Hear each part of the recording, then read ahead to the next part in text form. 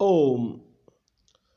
प्रभु की प्यारी आत्माओं को नरेंद्र का सादर प्रणाम।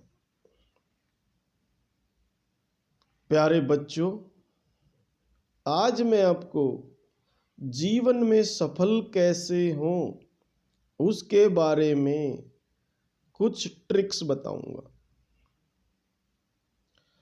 जीवन में सफल होने के लिए सबसे पहले ये जानना है कि तुम्हारा उद्देश्य क्या है।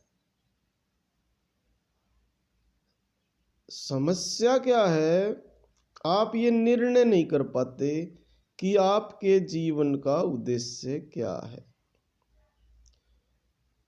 ज्यादातर माता पिता अपने बच्चों का नाम स्कूल में लिखवाते हैं ताकि वे पढ़ लिख कर कुछ सीख सके, एक अच्छे इंसान बन सके, और उनका ये भी उद्देश्य होता कि भाई एक अच्छी पोस्ट मिले उन्हें, क्योंकि सभी का उद्देश्य है कि उसका किसी का बेटा टीचर बने, इंजीनियर बने, आईएएस बने, आईपीएस बने। लेकिन फिर भी 99.9% माता पिता जो अपने बच्चों को स्कूल में भेजते हैं वे बच्चे इस उद्देश्य में कामयाब नहीं हो पाते हैं। उसका मुख्य कारण क्या है कि माता पिता अपने बच्चों को स्कूल भेजना तो पसंद करते हैं, लेकिन वे चेक नहीं करते कि बच्चा क्या पढ़ रहा है, घर पे वह क्या कर रहा है, उसकी क्या संगति है। यानी माता पिता बस यही सोच लेते हमने भेज दिया अपने बच्चे को और निफराम बस, जबकि ऐसा नहीं है। मान लीजिए आपने खेत में फसल लगा दी, मान लीजिए गेहूं बो दिए या कोई और चीज लगा दी, धान वगैरह लगा दिए, तो उसकी देखभाल कौन करेगा? अगर देखभाल नहीं की तो उसमें जानवर घुस सकते हैं। आजकल देखा भी होगा स्ट्रे एनिमल्स कितने होते हैं। या समय पे खाद पानी नहीं डाला तो काम कैसे चलेगा, फसल होगी नहीं। उसी प्रकार ये जो बच्चे हैं, नन्हे मुन्ने बच्चे, कम से कम 5 साल के बच्चे वहां से लेके ऊपर तक, जब तक वह विद्यार्थी जीवन में है उसका ध्यान रखना होगा। उसके कैसे कैसे दोस्त हैं, वह क्या खाता है, वह अपने समय को कैसे व्यर्थ करता है या सदुपयोग करता है। तो जो व्यर्थ करता है तो उसे देखना पड़ेगा, आपको समझाना पड़ेगा। हम क्या करते हैं, थोड़ा सा डांट देते हैं और बस ड्यूटी पूरी हो गई। डांटने से काम नहीं चलेगा। आपको अपने बच्चों को, क्योंकि इसमें मैं माता पिता को भी संबोधित कर रहा हूं, और जो समझदार बच्चे वे खुद समझ लेंगे। ये देखना पड़ेगा कि आपका जो 24 घंटे है उसमें से कितना समय सदुपयोग में जा रहा है। बच्चे क्या करते हैं, मान लीजिए एग्जाम्पल के तौर पे 5 घंटे पढ़ते हैं, तो क्या आपको लगता है 5 घंटे पढ़ते हैं? नहीं, मुश्किल से वे आधा घंटा भी नहीं पढ़ते होंगे। चाहे क्लास हो या ट्यूशन हो या घर पे हो, आप देखिए, कभी टीवी देखते रहते हैं, कभी मम्मी से की बातें सुनते रहते हैं, मम्मी क्या कर रही है, क्या पकाया मम्मी ने, या पापा ने क्या किया, या भाई ने क्या किया, बहन ने क्या किया, या फिर दोस्तों की। मतलब सारा का सारा टाइम वे परचिंतन में बिता देते हैं। ये है समस्या। हमें अपना सदुपयोग करना चाहिए। अपने समय का नहीं बोला मैंने, क्या कहा? अपना, क्योंकि हम स्वयं को वेस्ट कर रहे हैं। क्योंकि कहा गया है time wasting is life wasting. तो हमें अपने आप को नियंत्रित करना होगा। नियंत्रित करें कैसे? नियंत्रित करने का एक छोटा सा तरीका बताता हूं मैं, और सभी बच्चे हास्यास्पद लगेगा वैसे आपको, लेकिन ध्यान रखें। जैसे एक स्टूडेंट है, उस विद्यार्थी को सुबह से लेते, जैसे सुबह उठा तो गरगल करने का यानी कुल्ला करने का, पानी पीने का, फिर थोड़ी देर बाद उसे वॉशरूम जाने का यानी लैट्रिन या टॉयलेट आदि करने का, ये काम जरूरी है।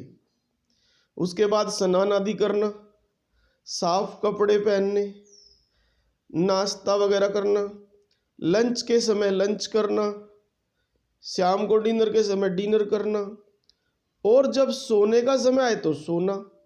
ये उसके काम ऐसे हैं जो बहुत जरूरी हैं। और यदि एक्सरसाइज और डाल लो इसमें तो ज़्यादा से ज़्यादा, खेलना कह लो या एक्सरसाइज कह लो, 1 घंटा लगा लो एक दिन में। उसके अतिरिक्त जो उसके माता पिता जो भी उसे कार्य बताते हैं, कई बार माता पिता है उनको कोई काम पड़ जाता है तो उनको बोल देते हैं, कोई बात नहीं, ज़्यादा देर नहीं होती उसमें, उस काम को करना। ये सारे काम अगर आप एवरेज निकाल लें, जैसे खाना 3 प्रकार का हो गया, जैसे ब्रेकफास्ट, लंच और डिनर, माता पिता का काम हो गया जो भी थोड़ा बहुत बोलते हैं वे करने के लिए, फ्रेश वगैरह होना हो गया, ये सारे काम अगर एवरेज निकाल ले तो 3 घंटे भी टोटल इस पे स्पेंड नहीं होते, खर्च नहीं होते। जैसे मान लीजिए आप उठे, फ्रेश होने के लिए कितना टाइम लगता है, नहाना फ्रेश होना ज़्यादा से ज़्यादा 1 घंटा लगा लीजिए। अब ब्रेकफास्ट में कितना लगता है, 15 मिनट लगा लीजिए, लंच के 15 मिनट, 15 मिनट डिनर के, 45 मिनट हो गए, फिर भी आप 1 घंटा लगा लीजिए, चलो 1 घंटा खेलने का हो गया, ठीक है, एक फ्रेश होने का, एक खेलने का, 1 घंटा आप लगा लीजिए, आपने अपने माता पिता की हेल्प कर दी तो 3 घंटे ये हो गए। 8 घंटे मान लीजिए आप सो गए, रात को सोते हैं तो 11 घंटे हो गए, और 1 घंटा और ले लीजिए आप एक्स्ट्रा, तो 12 घंटे हो गए। अब दिन में कितने घंटे होते हैं, दिन रात का मिला के 24 घंटे, तो 12 घंटे आप एक तरफ रख लीजिए, 12 घंटे आपके पास बच गए। तो 12 घंटे आप क्या कर रहे हैं, सोचिए आप, कहीं बेकार में टीवी तो नहीं देख रहे हैं, बेकार में यूट्यूब तो नहीं चला रहे हैं, तरह तरह के काम तो नहीं कर रहे हैं। इसका मतलब 12 घंटे आपके पास बिल्कुल आराम से है, और 12 घंटे आप पढ़ सकते हैं। और जो बच्चा 12 घंटे पढ़ सकता है प्रतिदिन, IAS भी बन सकता है। अभी पीछे देखा होगा आपने, मध्य प्रदेश में एक रिक्शा चलाने वाला, उसकी बेटी ने देखो IAS एग्जाम पास किया। और भी तरह तरह के आप सुनते होंगे, आप भी कर सकते हैं। आपकी सबसे बड़ी समस्या क्या है, आपका मन पढ़ाई में नहीं लगता, और चीजों में लग जाता है। तो इस मन को नियंत्रित करें। आप क्या करें, मन को यहां पर टिकाए, दोनों आंखें बंद करके ऐसी भावना करें कि आप यहां देख रहे हैं, और फिर अपनी आती जाती हुई श्वास को निहारे। श्वास तो चल ही रही है, सिर्फ आज आप उसे निहारे, साक्षी बन जाए उसके, देखे उसे कि सांस अंदर गई नाभि तक और श्वास बाहर आई। क्योंकि आधी समस्या है आपकी क्या, कोई यहाँ से सांस को वापस कर देता है, कोई यहाँ से फेफड़ों से, नहीं नहीं, नाभि तक सांस जानी चाहिए। फिर आप देखेंगे आपके जो कुछ सेल्स हैं, सब सेल्स हैं, न्यूक्लियस है, उन एक्टिव हो जाएंगे। वे कुछ सेल्स ऐसे जो सुप्तावस्था में पड़े हैं, अरबों खरबों न्यूरॉन्स। समस्या आपकी यही है कि आपकी जो ये स्थूल बॉडी है जो दिखाई देती है, ये थोड़ी सुस्त हो गई है, और ये सुस्त आपने ही की है।